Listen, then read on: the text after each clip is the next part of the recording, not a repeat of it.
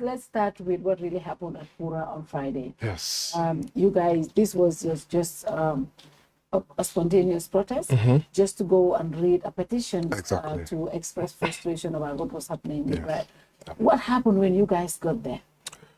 Yes, actually, when we first arrived around traffic light, just around the petrol station, you know, there's a right there, the new OIC road, just on the right there. Some people were there, some of the leaders were talking to the police, higher command, actually Sanyang and co.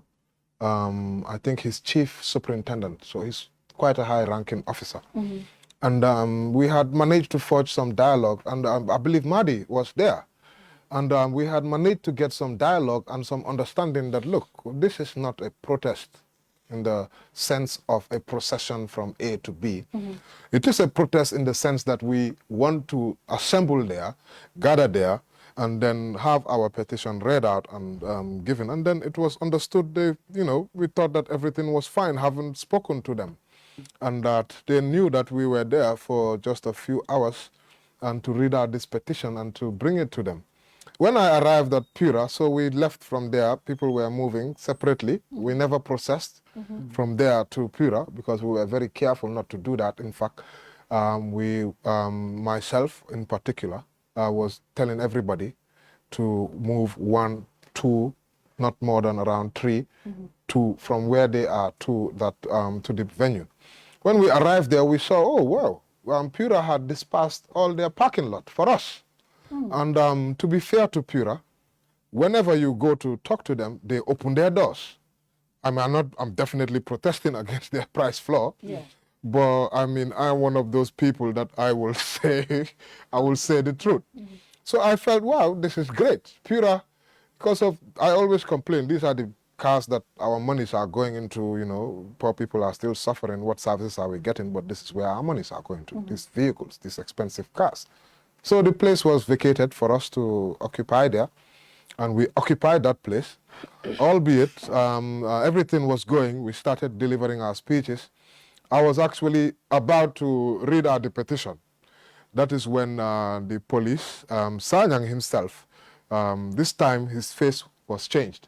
He started pushing, and actually I got to the point of even telling him, you are pushing us towards the road. Do you want us to be hit by the traffic? I felt as a security officer that was very dangerous of him. But I was still talking to him. But before the pushing started intensifying, we were discussing and started highlighting segments of the Public Order Act. If you observe in some of the video, I was trying to explain to them, this is what the Public Order Act is saying. Like, we cannot process. Yes, we are not going to process. We are here to actually come together, read out our petition and hand it over. And in fact, Section 25 of the Constitution, subsection 1F, is pretty much saying every citizen has the right to petition the executive, telling them that what we are doing is lawful. You know the slogan, we are lawful, we are legal.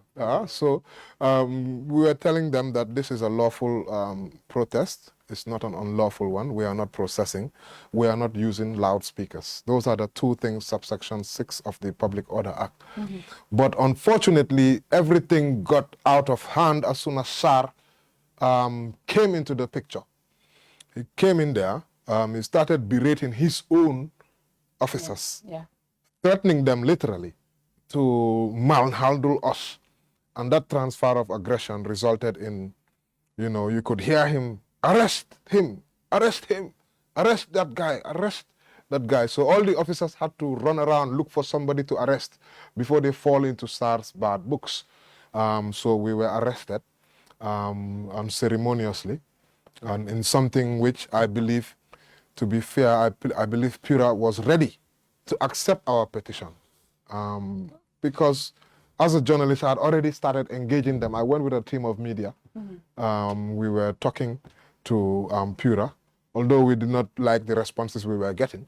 So we knew that, I said, you know what, it's no longer time for me to, it's time for me to get to the activism. So unfortunately, we all saw what happened. They arrested us that day and started throwing about 19 of us behind bars.